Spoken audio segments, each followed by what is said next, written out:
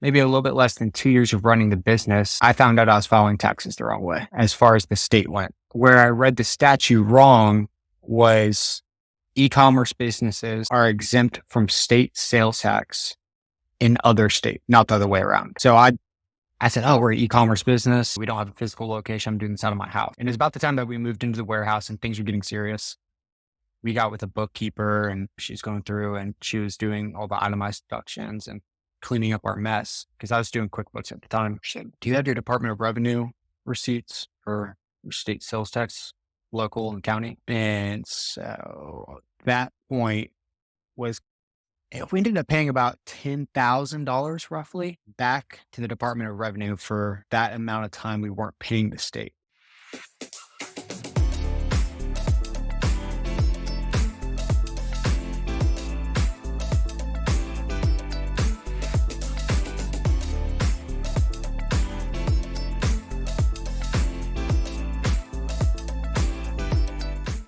Hello and welcome to the Scuttlebutt Podcast. I'm your host, Brock Briggs, and each week I bring you an interesting conversation with a current or former service member to talk about what we can learn from today's and history's greatest veterans.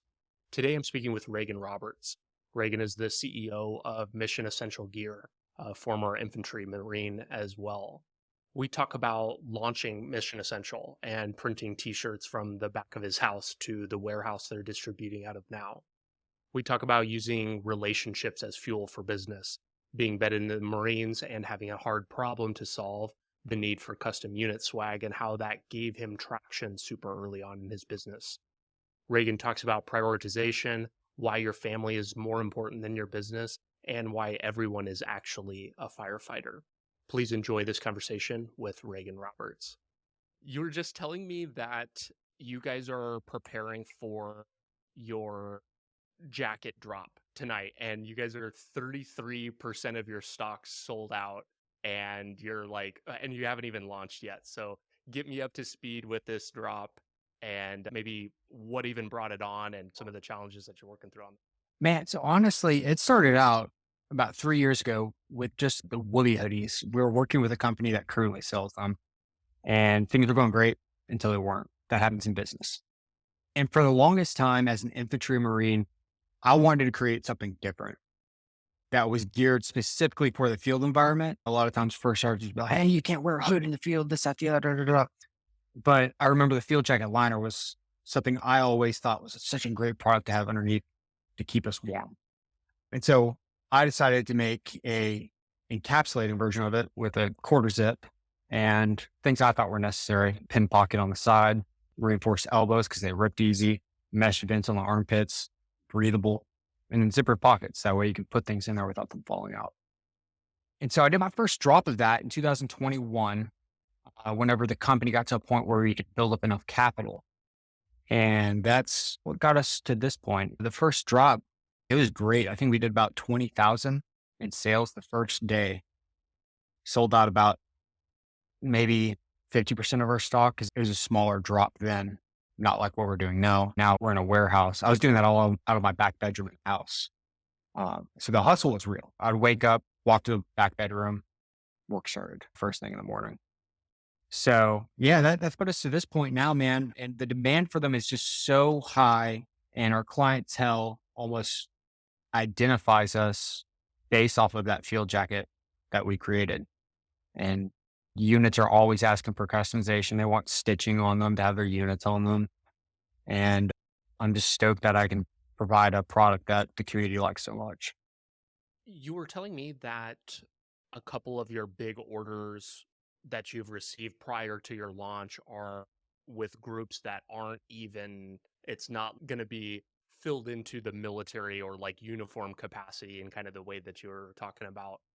Where do you think that the balance for you has maybe where it started and then where it is now in terms of like building products that appeal to an audience outside of the military, but then also respecting your roots at the same time? Honestly, it's working with and listening to the veteran community because that's where a lot of my ideas come from. Some of the guys that are like, hey, why don't you do an inside orange layer for hunters? And that's something that we've thought about and small things like that And that's why the last drop, we did it with the colors. We added black in there because not everyone wants to have that olive drab military color. Not everyone wants to have that woodland camo color. And so that's just based off of the input of the veteran community. And now that I'm out of the military and I'm working at a fire department, I'm working on a SWAT team, I'm hearing these things from civilians and seeing what they would like. The first responder version that we did, it was navy blue. We did that so that way we could match that community. So it's really just taking in the input and the feedback that we're given. Have you had any ideas that you've sourced from the community that weren't good? You're hearing something and you maybe hear it from a couple people and you're really hyped up about it, and then when it goes to time to sell it, it just like totally flops? I can't tell you how many times that's happened, man, to be honest with you. And Tell me that's about the one of them. great part. Dude, that's the great part about our business is that we primarily do t-shirt printing. We have DTG printers, which is digital. It's not like screen print where you have to do all the prep for just one design and then you can do a mass amount. With digital, it's still authentic printing as long as you use the right ink and curing techniques, and it lasts just as long, which gives us the opportunity for more mistakes. So whenever someone says, "Hey, you should do this design," it would sell so great. I remember 2 years ago, we did Christmas design. It was still fresh after a high level executive with an island was found not alive in his prison cell. I'm not going to say names or anything, but you can put two and two together. Hang lights on Christmas trees. It is a design based off of that. I think we maybe sold two of them. I spent $150 on the design work because this one person who I respected pretty well said, "Dude," he has another company that does really well. Said, "You should totally do this design at work." I advertised and everything. We sold two shirts the entire month. We get things like that a lot.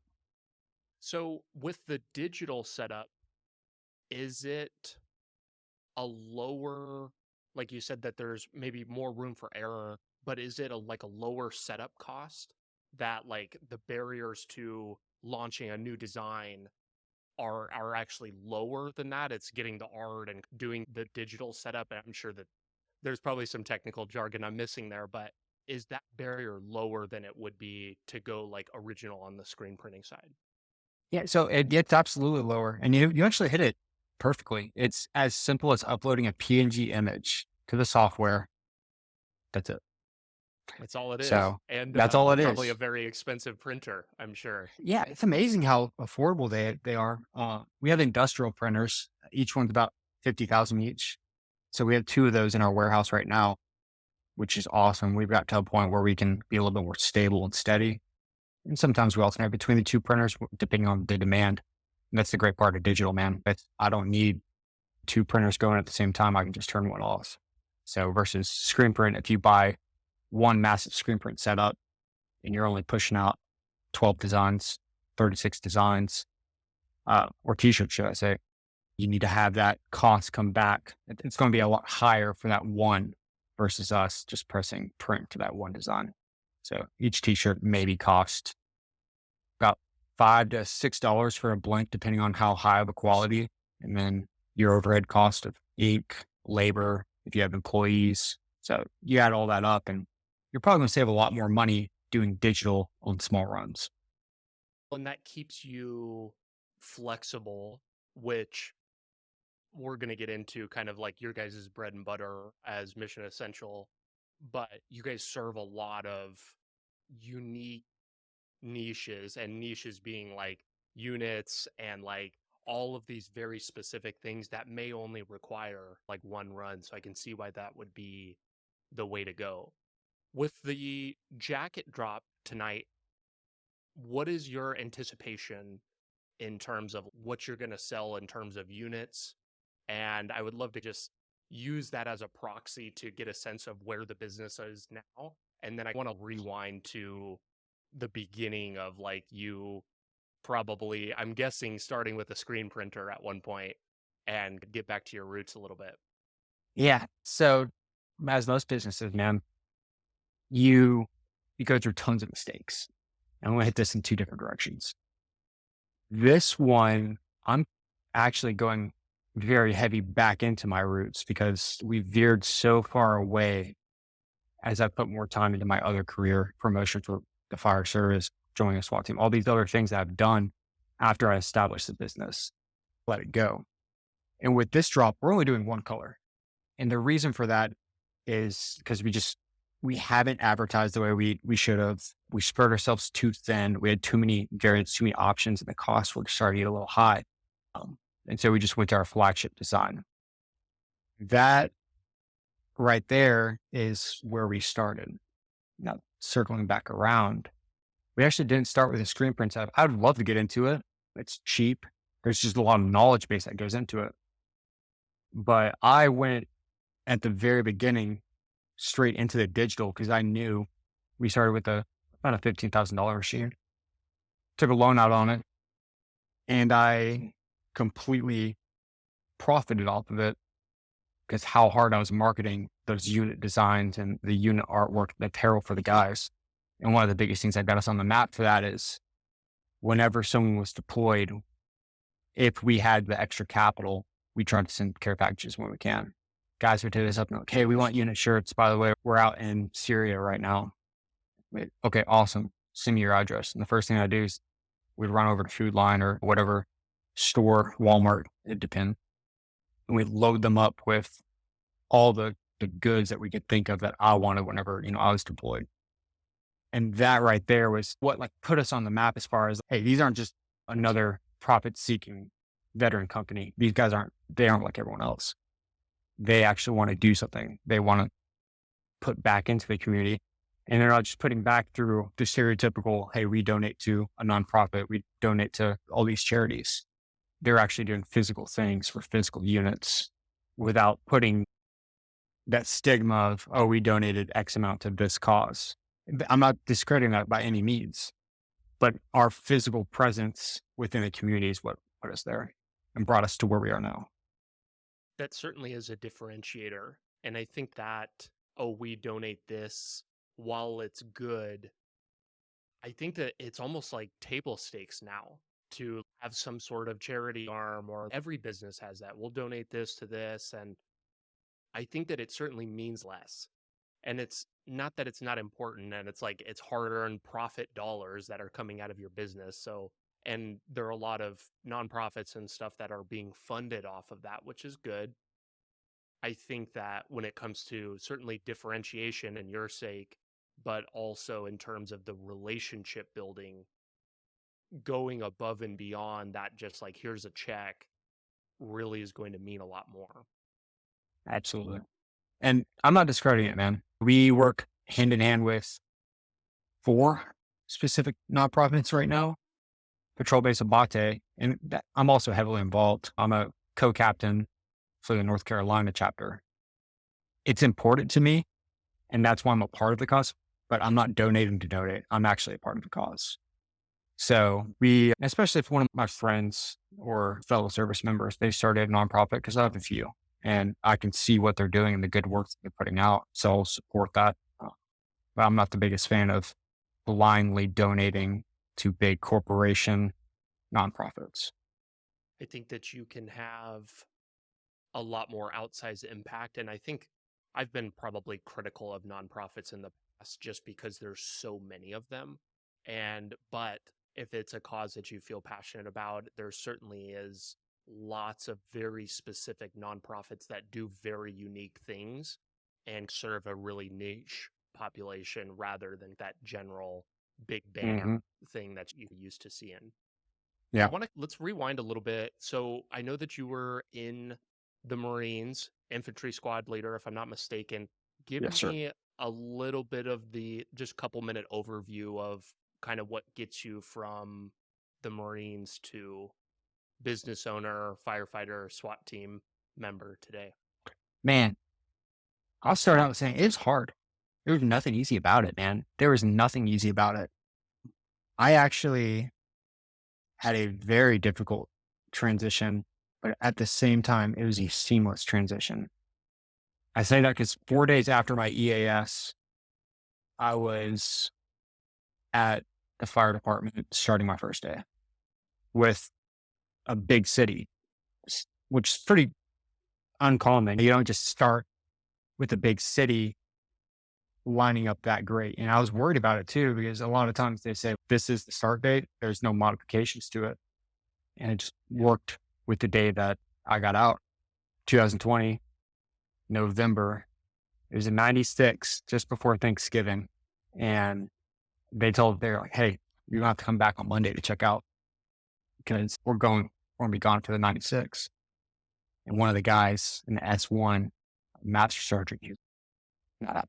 So he took me over to IPAC and we got everything put into paper because they wanted me to come back after I was already discharged to check out to pick up my DD 214. So anyway, he got it fixed. So that Wednesday, I was out and I was starting at the fire department on that Monday and starting my orientation and basically starting recruit training. The hardest part for me was when I walked out of IPAC that Wednesday and thinking, what do I do now? Being a SWAT medic wasn't even on my mind. I was a business owner and I really started the big framework of the business a year prior to getting out. I'm not saying I wasn't an asset to my unit, but I was trying to push as hard as I could on the business, knowing that I was not going to be a utility to the military after that next year. So I was weighing my cards out and I took all the necessary steps. I devoted all my time really to that. And it worked out because within a year of me getting out, we're able to have our first warehouse. And I think being your own boss is one of the best things you can do getting out of the military. You get out, you want to grow your hair out, you want to have a beard, you want to be slightly a rebel. You don't want to be a part of the regulation anymore. And being a business owner provides that luxury to you depending on your circumstance. Mine's a little bit different because I have a structured, technically part-time job because we work 1 day on, 2 days off. So there's 2 days off, I'm a business owner. And having the ability to make your own schedule and do all the things that business owners do helps with that rebellious stage and finding yourself. The hardest part about it is having the discipline to say, hey man, it's 9:30 in the morning. I need to be working. I need to be doing quotes. I need to be out doing service, whatever your business is. Having the discipline to say, man, it's 4 o'clock in the afternoon, but I really need to get this job done. And staying that, because the biggest difference between the military and being an entrepreneur is when you clock out at 4 o'clock, most times, depending on your unit, you don't have to worry about anything until 8 o'clock that next morning, whenever you're in formation, depending on your unit, like I said. But being a business owner, that's your problem 24/7. You have to worry about that. So like I was just talking to you about this morning, whenever we got on this call, I had a little bit of a sleepless night. I'm exhausted right now. I was tossing and turning because it's almost like the feeling before Christmas because I knew how big of a drop I was going to have tonight and making sure my emails were all coordinated, make sure that the product scheduled dates are all launched, make sure that the passive protection for the early 24-hour release email subscribers goes to them. All the little meticulous details to make sure it works. So that's the biggest difference, man. And so if you have the discipline and you have the drive, I don't see a better option than being your own business owner when you get out. It's so funny because in the service, it's like a common thing to say that, oh, I'm on the clock 24/7. And you certainly feel that in a way when you're on deployment, maybe duty over the weekend, whatever it may be. I know that I like internally bragged about that to myself because a lot of times you have leadership that abuses that like callback thing, which is Mhm. not that great. However, what you just said about when you get out and as a business owner, you have something that's running truly 24/7 and there's not really a point of completion. That means that you're always on the loop, way more so than the military. And I think that there are some interesting pieces that the military teaches that are beneficial to that. And I certainly think that I know that I personally advocate for a side hustle, something to do on the weekends that maybe could be a business when you get out, as something to help bridge that gap of maybe can become your full-time job. Maybe it's just something that is steady in that kind of transitory state from this highly structured environment to an unstructured one. When did you first start putting together shirts? Man, I didn't start putting together shirts until about a year after I was, to be honest with you. So I tried doing it while I was still in. So So you were I working like, on the business while you were in still. oh yeah, I started the business in August of 2019. And one of the big things that I tried to do, and local nutrition shops in the Jacksonville area are notorious for it, is doing heat transfers onto t-shirts and then handing them out with supplement products and stuff. So you probably see Nutramax or All Sport Nutrition, all these different nutrition shops want their stuff out there on t-shirts. And that's the cheapest way to do it. So I tried doing that and it worked, but it was a sweatshop and you could only do so much in one color, things like that. And so the t-shirt thing, I tried to start in 2019 based off of a $100 heat press from Amazon and ordering vinyl transfers until I realized that was not a good product. So I stopped right there and I revisited that when I had more capital closer to 2000, end of 2020, beginning of 2000, when we ordered our first printer, when we had a warehouse, because there's no way I was putting a printer in my townhome in Jacksonville. I could have, but that would have been ridiculous, man. It's a 300-pound printer. It's 4 foot wide. I'd have to turn it sideways to get it through a door, which we actually had to do in our first warehouse because the only air conditioned space was about 200 square feet in the back of the warehouse. And I have some pictures of that from whenever me and some other firefighters managed to push that thing in there. And that was an event in itself.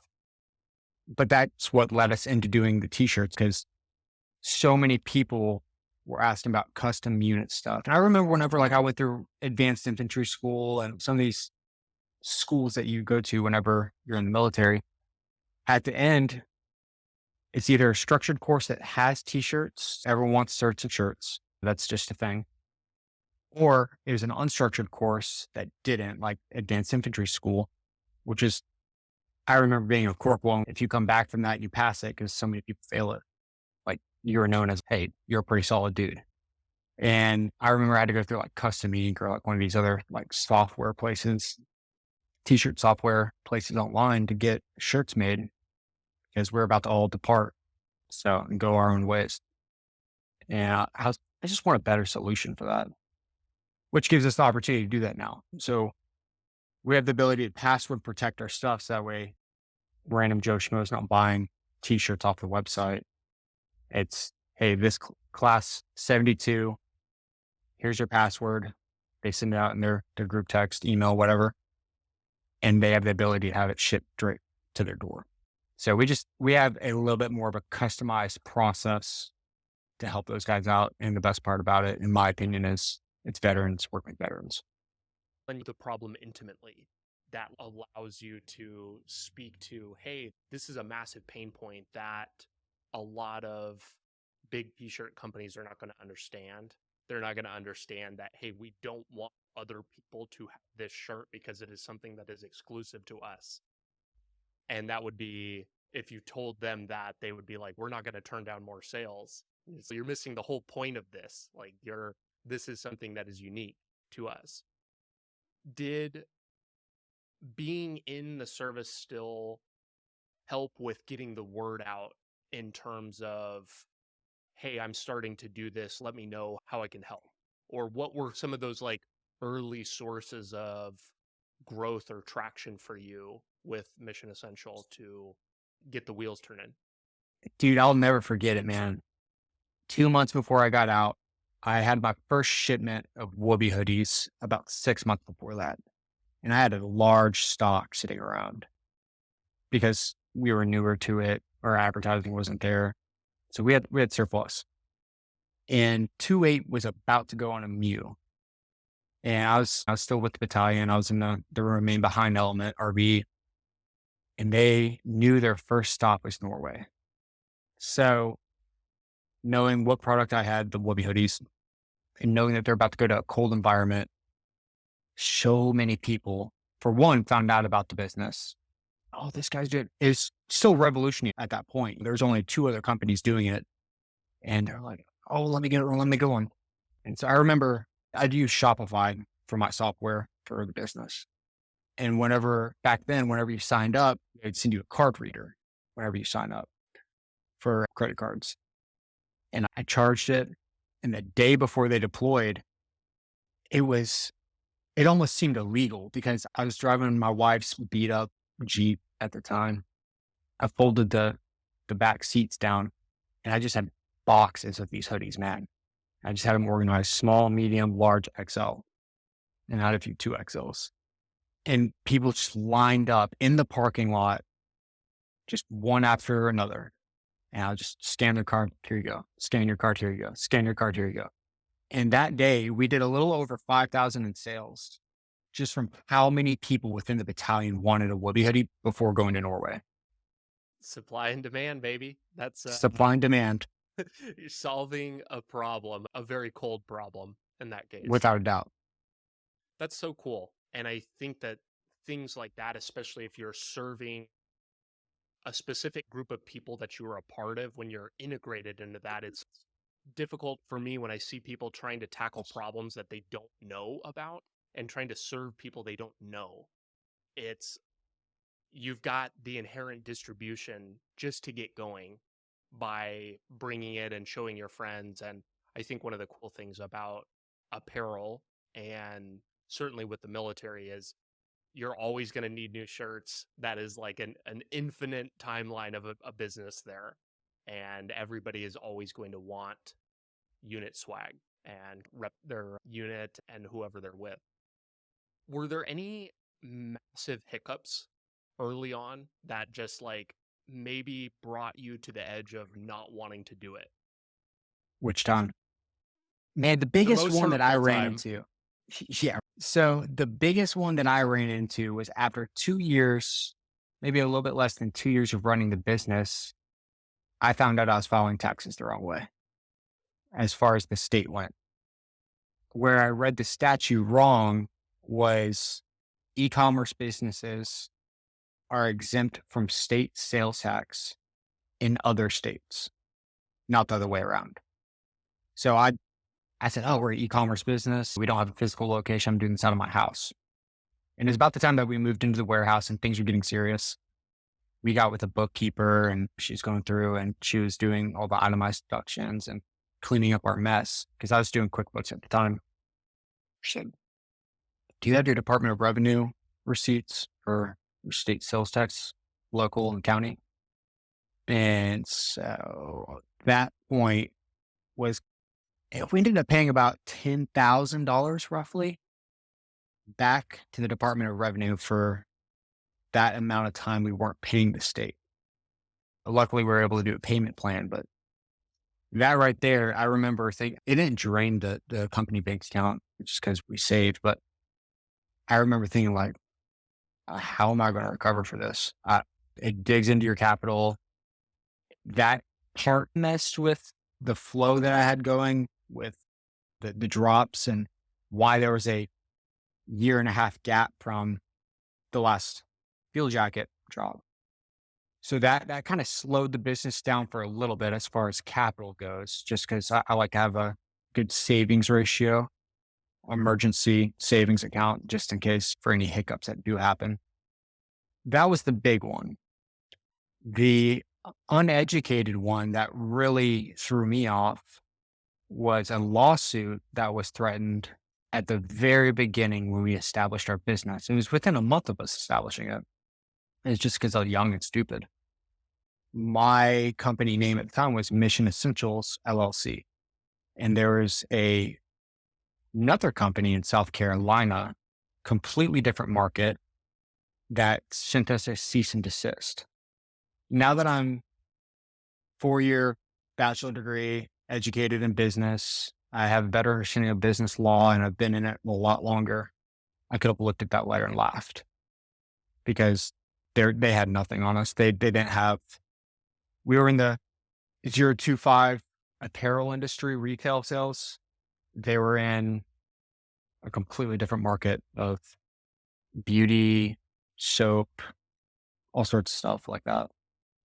And so anyway, I folded. I amended and we changed the name of the business to Mission Essential Gear, which is fine.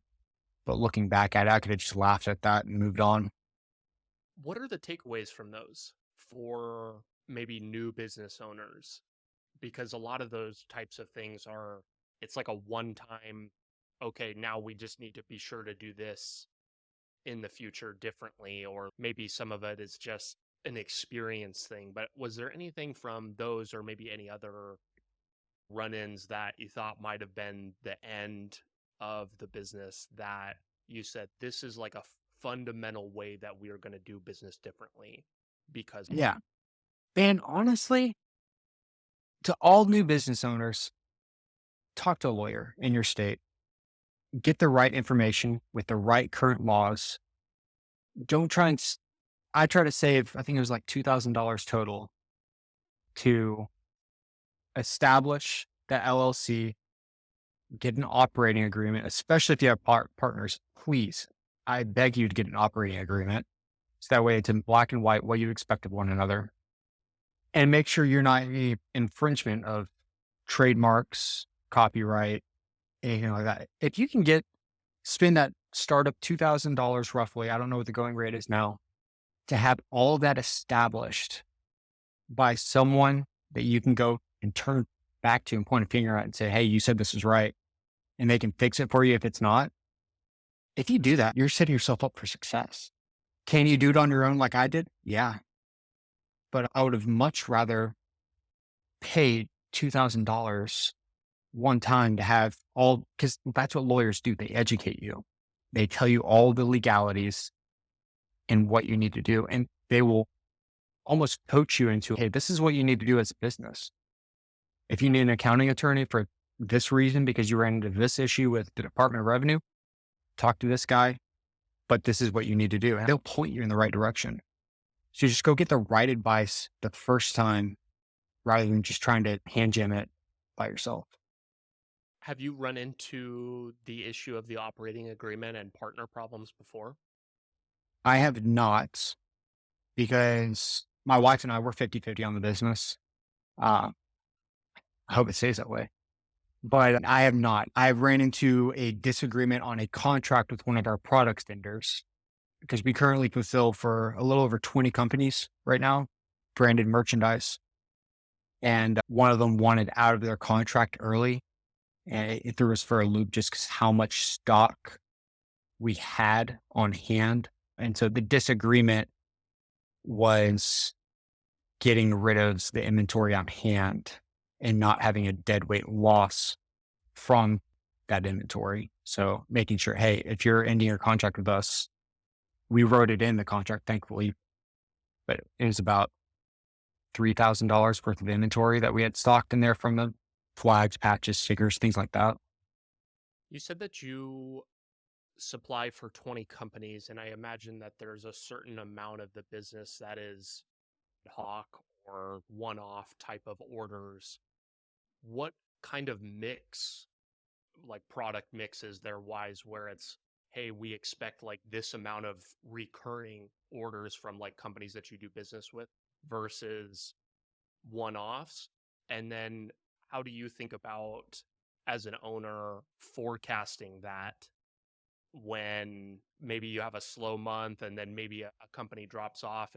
How critical is that going to be to you? And how do you think about planning around a lot of variability on that? Man, so I have come to terms knowing I can never fully rely on a vendor to make a monthly expense. So anything and everything that I do, I need to do it through myself, whether it's field jacket drops, our own merchandise, or unit orders.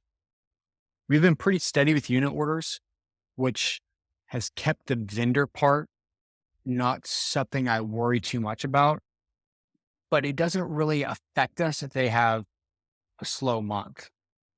because they're so hit or miss. A lot of these guys that are vendors with us, which are from different, most of them are military, and most of them hit a different type of military category. We have heavily suppressed, they do artillery. We have tracks up, they do Amtracks. We have engineers up, they do engineers. And we have Big Canwell, he does everything.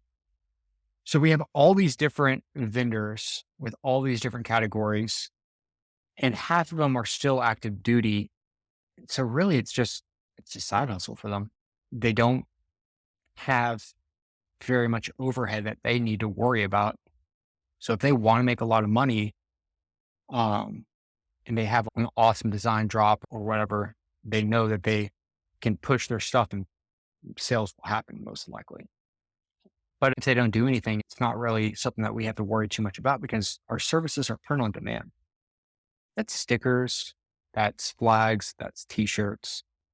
It's not something that we have to worry about inventorying unless, like you were talking about earlier, these bigger companies and one of the vendors that we have previously is our biggest vendor to date, had a lot of on-hand inventory when they wanted to leave.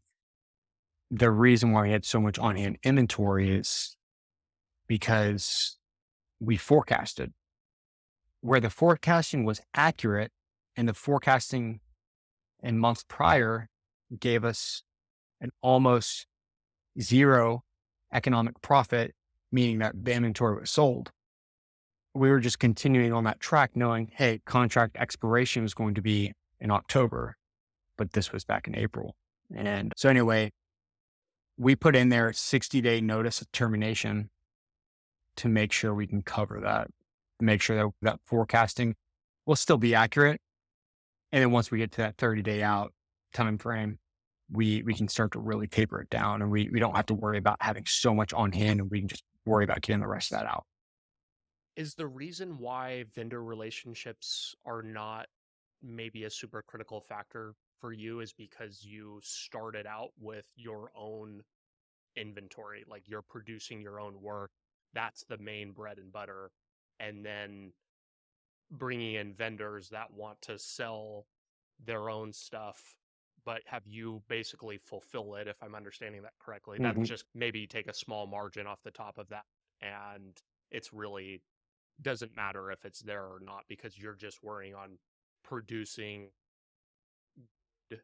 apparel, the jackets, the shirts with your own art as a primary business, and that's just thing. Absolutely. Yeah, that's where we're sitting at right now, man. And we pushed heavy into vendors over the past year. And I'm not saying having vendors is a bad thing, but it's not something to be super reliable about for the fact that if you rely on that, you're probably going to be setting yourself up for failure. If you want to set yourself up for success, any good entrepreneur will say, go with what works, go with what's proven. And everything that we've done up to this point has been proven. And some of the vendors, they have stuff that has been proven and it is, profitable, but it's just finding that balance. So a vendor, walk me through the relationship between you and the vendor. Somebody approaches you and says, "Hey, I want custom unit stuff. This is my logo. This is my art. This is how I want to do it. These are the types of shirts or patches that I want to do." And then you guys come up with a relationship, give the terms, and then you take a slice of that. I'm guessing am I on the right Mm. track? Yeah. Do you require a certain amount of purchase up front for that, or are they print on demand as well? They're mostly print on demand. However, they have a monthly vendor amount they pay to be on contract with us. And that's what gives them the spot. That's what gives them the on demand availability and spot on our website that ultimately gives them a little bit more exposure. They're in our marketing, our emails. And so as long as they sell 3 t-shirts a month, they break even with all the other benefits and perks that come with it. Okay, so that is like part of the value prop for staying on. You guys get some like almost guaranteed work, or at least get the subscription. You don't even any shirts. You actually get benefit of the subscription, it's subscription, but what they're paying to be on contract with you, you're Right. getting that money, but then they also get the benefit of, hey, we're on the website, and then also to just, hey, if you want to sell a shirt, we can do it instantly. Exactly. Gotcha. So that actually is interesting because it removes the need from having to come to you and say, hey, I want to do a run of shirts, but I have no idea how many units I need, what sizes, and it's very difficult unless you have a crazy engaged following. You may not know exactly how many you need to buy up front. And man, honestly, the best part about that is depending on the client, if it's a unit, that's a different circumstance. But if it's, let's say you have an Instagram page, you have a good following, you have a design that you know will probably make a good amount. You don't know what sizes you need to buy. You don't know what colors they want. As long as you provide me with a quality image, I can put it into a mockup. I can make a product page for you. I can send you a URL and then you can post that out. They buy as much as they want and vendors get a profile where they can see their live sales, see how much they're making. And they're doing all this without having a business entity because it's all 1099K through the miscellaneous form through PayPal. PayPal makes it so easy to do vendor payouts and not have to worry about taxes. It's just miscellaneous income. You have to start worrying about it whenever you're making well over 20, I think the exact number is $32,000 a year. Once you're starting to make over that, then it bumps you into the category of, hey, that's a lot of miscellaneous income. What's going on here kind of a thing. Why don't you have a business? And you'll start seeing extremely high tax rates doing it that way versus having an LLC where you can deduct those expenses. But you don't have any expenses to deduct whenever you're just a vendor. It's only profit. So let's say that somebody comes to you and says, hey, I have this great idea for a shirt, and maybe they have some sort of brand or some kind of following, and it's important to them that they make money on the apparel. They think that is going to be a big revenue driver. I suspect that it's not, but let's say that they have the idea that they are going to and want to make a lot of money from it. Is there a ballpark that you think of when it comes to, hey, if you want to make money selling t-shirts, you need to be able to sell X amount. Is there a threshold that you think about under the vendor relationship where it would be beneficial? Because I think that there's also this element of brands that just, hey, we need to just be able to have shirts from like an awareness standpoint. It's not like a big profit driver for their business. That's not the sole focus. But maybe somebody goes the other way. Is there like a threshold that you think about where that's useful? Yeah. And so that's where our wholesale option comes in. Whenever someone doesn't want to sign up as a vendor, rightfully, that's whenever we establish minimums. And our minimum right now for wholesale is five units. And that helps us.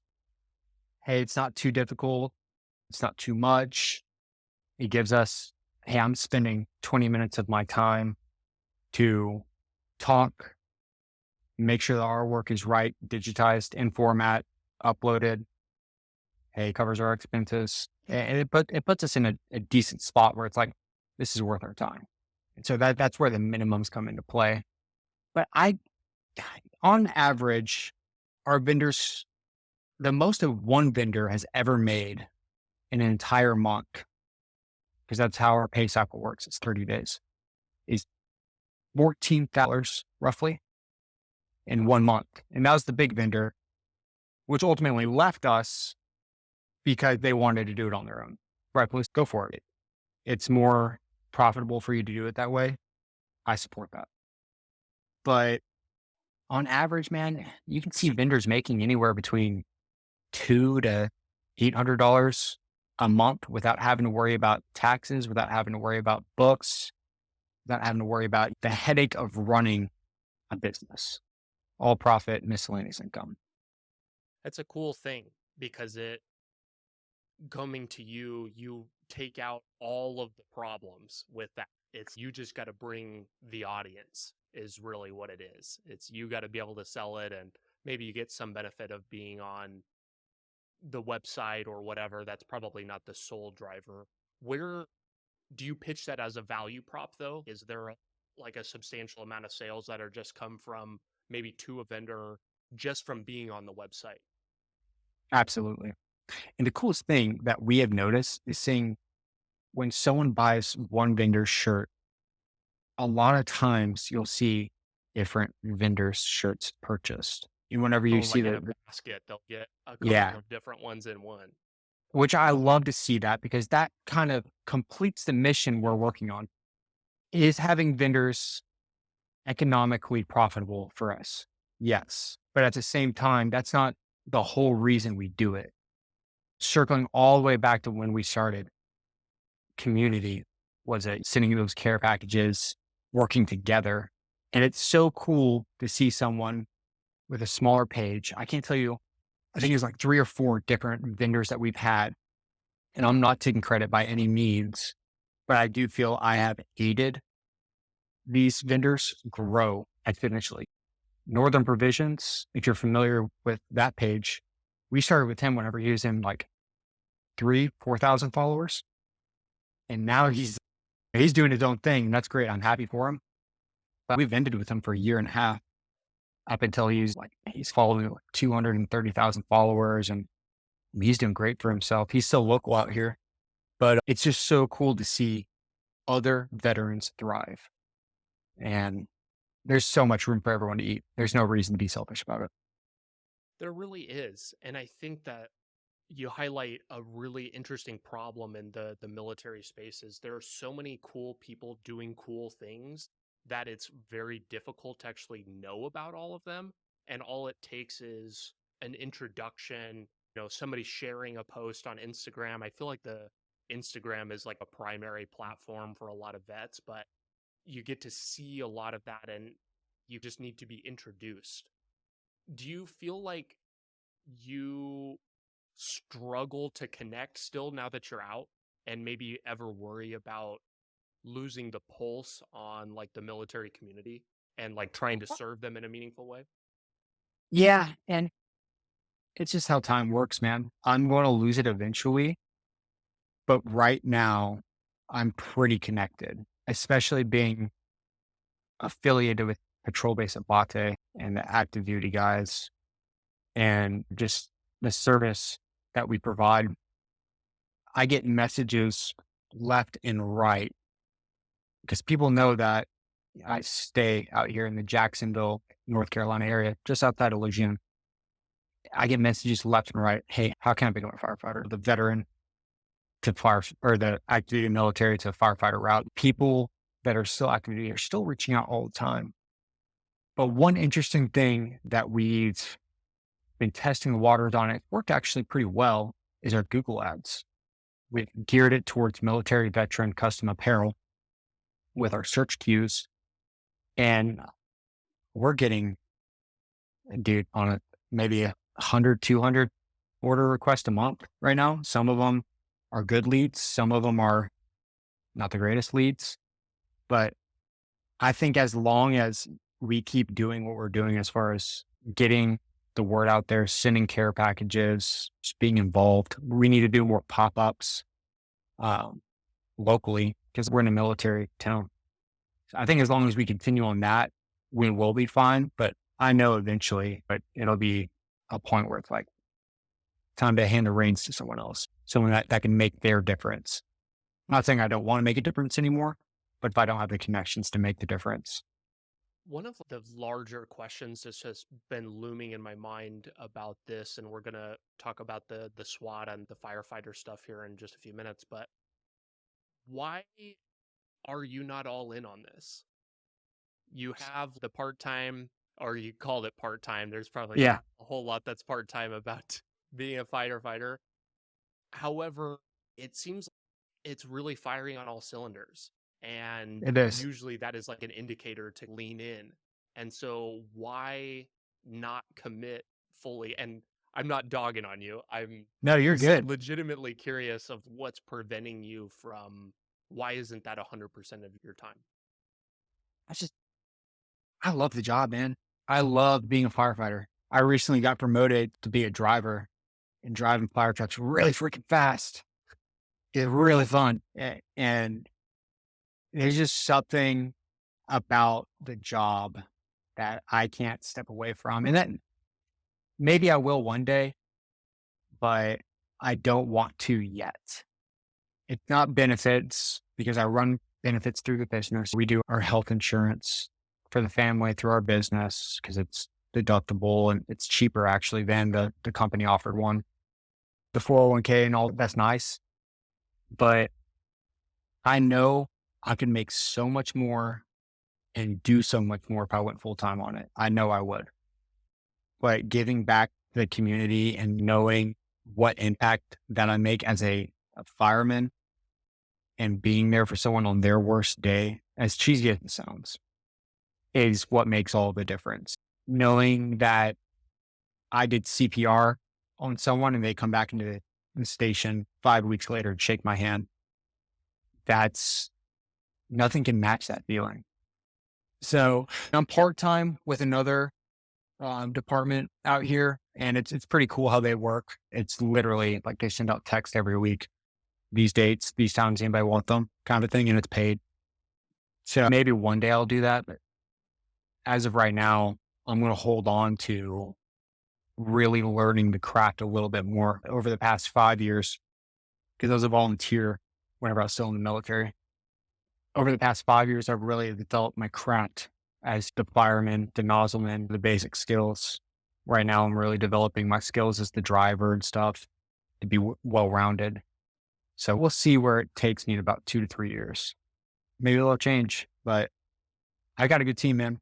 Wife kills it every single day at the warehouse.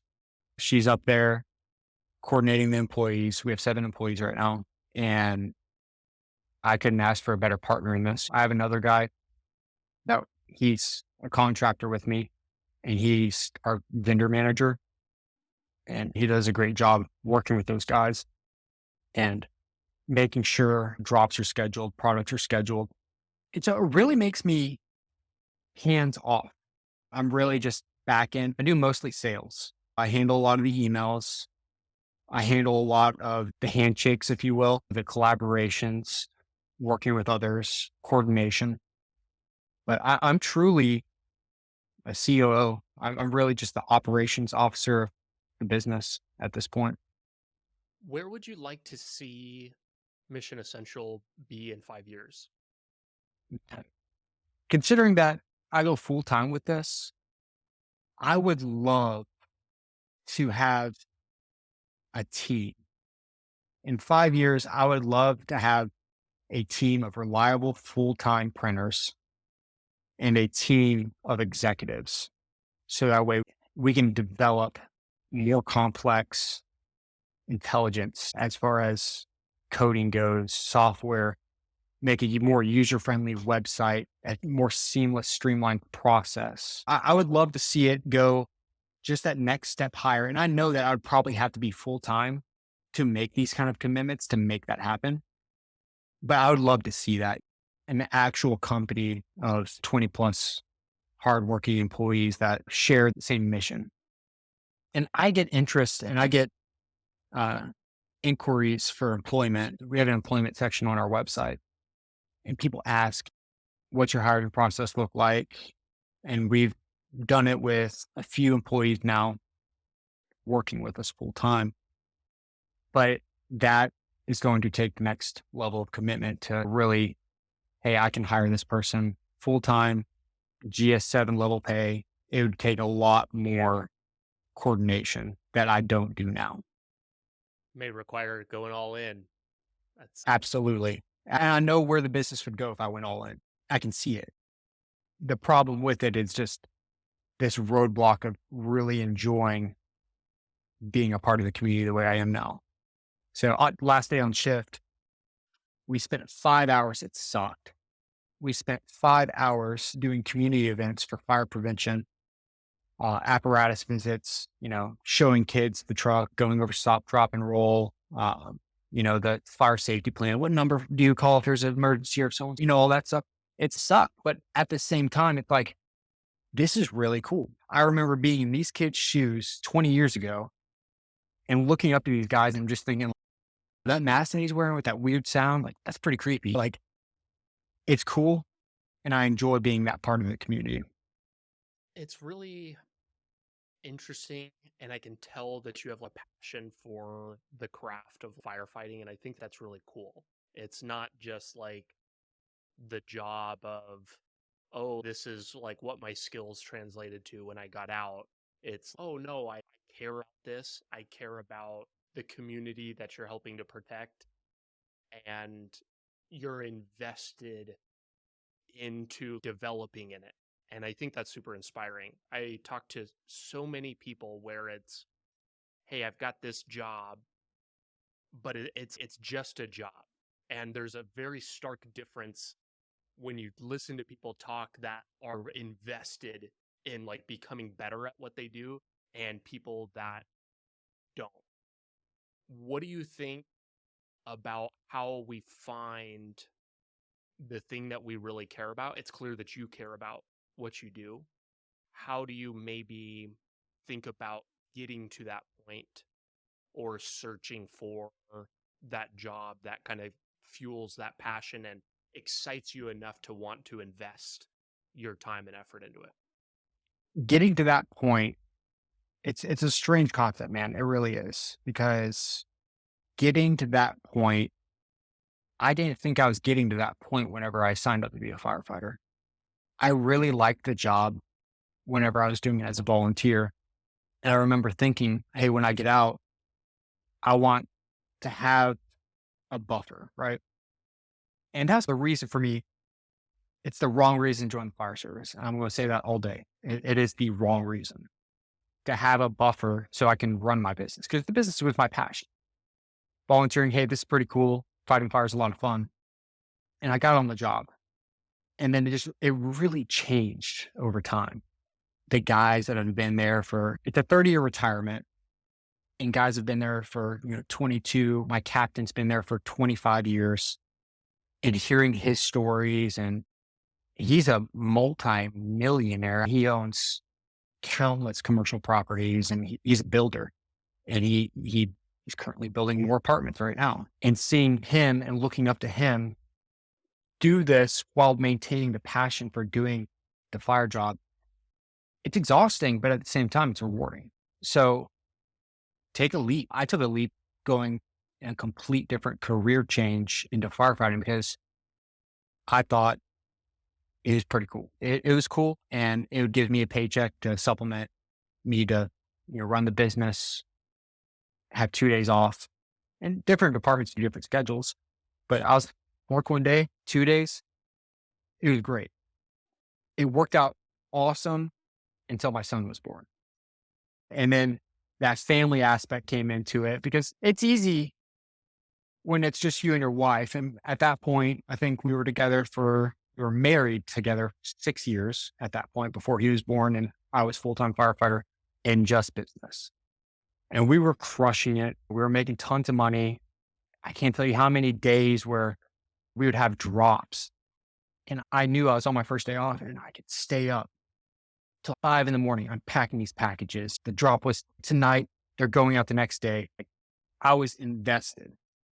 And as I get to the point where I have this family and I'm selfish, I'm so selfish with my time with my family. And I think every person should be in every capacity that they can without jeopardizing themselves. Because at the end of the day, you can go lay your head down on a pillow anywhere, but is it in the same house as your family?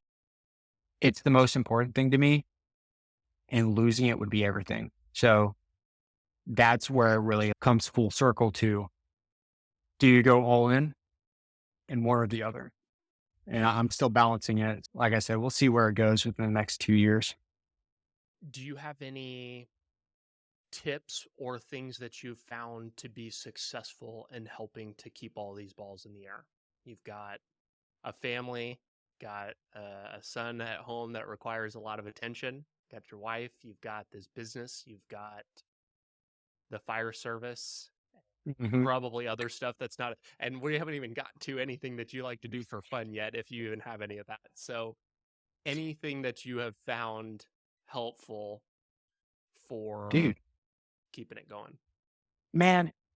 Yeah. So really what kept me in line, and I've veered off of it, but having a calendar, both physical and digital, it's difficult. It's hard. But if you have a digital calendar, I use Google Calendar and it's great because it works with my fire schedule. I put in all my doctor's appointments, things like that, and it gives you reminders. But I incorporated the physical calendar because I found myself having so many things go on with my phone, order notifications, dispatch notes saying, hey, there's a dispatch to this call. I have the application on there because that we're in the middle of nowhere and I can't see the map at the station. I can just look at my phone real quick. So I'm getting three different dispatches because the SWAT one too, and my part-time job, which is on demand. I work that as I want to. And then I put test dates in there for my college classes because I'm finishing up the last bit of my degree in December. And so if you keep everything coordinated with a calendar and you have a to-do list and you actually take the 10 to 15 minutes a day, you have so much time. You have 24 hours in a day. And if you just take a 48, really a 50th of that part of your day to put stuff into a calendar and reference it whenever you say, all right, I need to get things done. It's so often people will sit there and they'll pull out that phone and they'll get stuck into the, the realm of social media. And before too long, they realize, hey, I was on social media for 30 minutes. Where did all that time go? So if you have the discipline to follow that to-do list, when you know this is my allocated block of time to get all this done, I have this homework assignment I need to get done. I'm going to do during this block. Stay on task, keep that open. If you constantly remind yourself to look over and say, "Oh, that task isn't done yet, stay on this task. One thing at a time. Because the only way you can eat an elephant, one bite at a time. It's the only way. Document, man. Document and keep it in a calendar. I'm a big proponent of calendars, and I'm ruthless about keeping the schedule oriented because you have to. You get to a certain point with so many things going on that you can't. You start forgetting it. I don't care how good a memory you got. I personally have a very good memory, and I over the last 6 months have pushed myself beyond the capacity of what I'm able to remember. And just to share a personal like story here, Yeah. just in this last week, my wife and I had a really big win by so she's on maternity leave right now, taking care of the boy. And I've got this new job that I'm figuring out the schedule for or whatever. And I've had this really bad habit of I'm I'll come up to work and I in the back of my head I'm like I need to give her a break. I need to like go down and watch him for a little bit and let her shower, go work out, do whatever. And then next thing I know it's 5 o'clock and I'm like, oh my God, what happened? And then I come downstairs and she's upset and we're not in a good way. So this last week we sat down on Sunday, said, here's my schedule. Please pick out times where you can go do something for you, whether it's shopping, whether it's napping, whatever. And then that's in my calendar. And that was a massive unlock for me because one, it allows me to look forward to the time with my son before it would be like, you know, it keeps doing this thing. If I like put a thumbs up, it like puts this little bubble on the screen. I'm not sure why it keeps doing that, Mm. but it allows me to look forward to the time with my son. It allows her to actually get dedicated time. And then it also prevents me from having the feeling of guilt that I'm not like somehow helping when I should be. Like, and so we get that. And that just, it was a huge win. And I say that and give that as an example because it's so easy to go into, forgive the pun here, but like firefighting mode, like in your small business or even your job, you just like log into your computer or whatever, and then all of a sudden it's, oh, I need to deal with this. It's just taking it as it comes. And that is a really good way to never get ahead. That just, Hmm. you won't push your business forward or your personal life forward if your time isn't organized. Yeah, And I really like the time blocking thing. Like you're saying, that's super effective for me. And I don't know how people do it otherwise. I enjoy the like free forming structure of things like that, but it just is not realistic if you're absolutely. busy. I don't care who you are. Everyone's a firefighter. Our fire chief says the same thing too. I'm fighting fire too, just in different capacities. City council, doing budgeting, new station, new ladder truck. Everybody is a firefighter in their own capacity, and everyone's putting out fires. Just depends how you're going to do it. Like you said, you have to manage the one task at a time in order to get it done. So I think that's so important. If you had to sum up like all of your life's experience and distill it down to one critical thing that every vet ought to know or learn from you, what would that be? It's a tough one right there, man. I would say you need to prioritize. And this is going to be different for other people because there's some guys out there, they're single, they haven't started their family yet, they don't have a wife yet. But especially for the guys in the family, man, put your family first, business second. It should always be that way. And you should never, the only time you should put your business in front of your family is when you have an agreement established with your family stating just a verbal agreement. It doesn't have to be anything in writing or anything weird like that. But talk to your spouse and be like, hey, look, I'm all in on this business. Okay. I'm going full time. I want it to thrive. 8 to 5, I need to be doing business stuff. All right. Hey, after 5 o'clock, hey, I'm here. Family, this, that, the other. From time to time, you're going to have those longer days. Coordinate that with them. Let them know, hey, I need to work a little bit longer tonight. Is that okay? But don't make promises you can't keep. That's in every aspect. That's the family aspect. That's the business aspect. Don't tell another business, I'll get this done to you by this day, and then not fulfill. When you do that, you lose all credibility from that, at least for me. You lose credibility. And it's hard. It was especially hard during COVID with then the shortages and everything that was going on in the world. But if you can do your best to stay to your word in all aspects, family, business, everything, I think you're going to set yourself up for success because people, they cherish that. They cherish the fact that you can talk to someone and they can trust what you're saying. Huge. You need that kind of rapport, like with, and that sounds like weird to say, like rapport with your family, but it's very easy to just go through the motions. And like I was saying, if you're not having those types of conversations, it makes you're putting unnecessary stress on your family. They're missing out on important time with you, and you're making your life more difficult than it needs to be. Absolutely. It causes unnecessary arguments with other business owners, with your spouse, whatever it is. So avoid those arguments by having that operating agreement, essentially having that operating agreement established and agreed on. I've got one more lighthearted question here to close us out. You're an entrepreneur operating in the veteran space. What opportunities do you see for serving veterans in like a unique way that isn't being met right now? And that extends to active duty too. That's not just vets, but Yeah, that's a good one, man. I'll start with what I do see and then I'll go into what I don't see. For instance, my neighbor, he owns a really big fencing company here in Jacksonville, Anchor 22 Fencing. Awesome, good dude, 20-year retired Navy chief. I think he's got like 2 or 3 combat action ribbons. Dude is absolutely awesome. His name is Brett Myers. And it's in the name. We put the 22 in there because of how many we've lost. And I don't know his personal situation with it. I'm not going to ask about that just because it's personal. But I'm sure he's lost within the course of 20 years too many through suicide, through combat.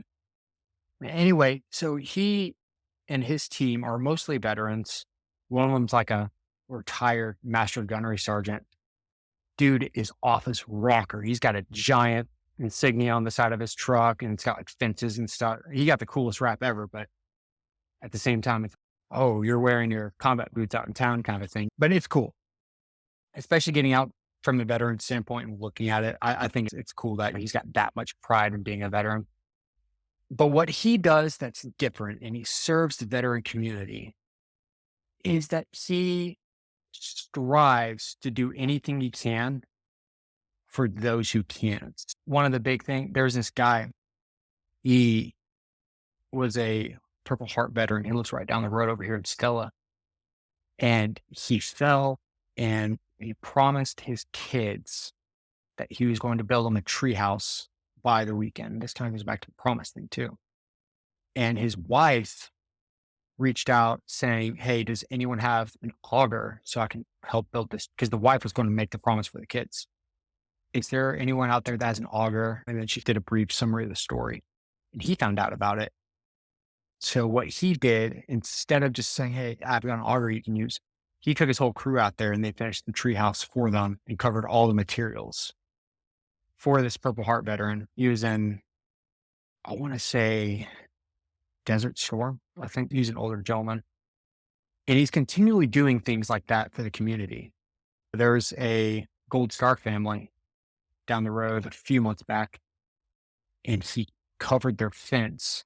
It was a recent Gold Star family, and he covered their fence for free. He's doing anything he can. He's sponsoring events. He is all about giving. So anyway, if anyone's in the fencing needs of Jacksonville, North Carolina, or just cares to follow an awesome company, Anchor 22 in Jacksonville, North Carolina, taking that and that's something that no one's really doing that he's doing. I think is super cool. He's also employing veterans and he's also employing active duty dudes on the weekend that they're learning life skills, which is awesome. But something out here that no one's really doing, I feel, and we're starting to get back into the framework of doing is having events, gatherings, workout groups, doing things together. And so the North Carolina PD Abate chapter is about to have a monthly jujitsu roll where they can come out free of charge and they can practice jujitsu with us out here at Blackheart Syndicate. We're just trying to bring people together is what we're trying to do. I don't see too much of it. And I feel it's a need that needs to be fulfilled. So that's something that we're trying to do. And we're probably going to end up doing a WOD too, because it's a CrossFit gym. So we'll see where it goes. We have our first one on December 2nd for the memory of Sergeant Abate, who's killed in action in 2011 on December 2nd. And that's what the patrol base is based off of it. His legacy. He's an absolute man, just warrior. He was killed in action. I can't remember the award. I think it was the Bronze Star he was awarded. But we try to honor him in what we do with the organization. So we just try to bring people together and they offer retreats and all this other stuff. So Patrol Base Spot is a huge organization that supports it. And that's what we're trying to push for around here. I think that there has never been a greater time or need for community for vets. There's a lot of difficult issues that are facing that population. And really the only thing that matters in the end is your relationships anyway. And so it's good to bring your people around you. PB Abate does a great job of encapsulating people, making it very inclusive and pulling people in. The network there is extremely strong. Yeah, shout out to them. One last thing here. What can myself or anybody listening do to be useful to you? And to be useful to me, something as simple as just a follow and a referral, just telling people about what we do so we can continue doing what we do. That costs nothing. The outreach is amazing because we have awesome people that get into our emails, that get into our DMs, and they want to help. So one of the guys, this is part of the pre-sale, the third of our stock already gone. He bought a number of these field jackets to be donated. It was super cool. I'm not going to disclose the amount, but it was substantial. Out of his own pocket to be donated to some troops in, I think, Alaska or something. But just let it, because there's people out there like that exist, and they share the same mentality that we do. And so just getting the word out there, letting people know who we are, and finding more people that are wanting to be a part of this community. Doesn't cost anything to just talk to people. So that's what would be great, is if we could just get referrals. I will include links to you and Instagram, website, and all of that, and PB Abate in the show notes so people can check that out. Reagan, I really appreciate your time, man. This has been fun. Thanks, Matt. I appreciate it. Thanks so much for tuning in today. Your listenership helps me better educate people like you and the rest of our nation's military, both past and present, on building a successful life outside of military service. If you're looking for more ways the top vets are leading more effective lifestyles, building businesses, and using the resources designed specifically for you, press here for a selection of some of the best clips. Be sure to like this video and subscribe to the channel to stay up to date, and I will be talking with you soon.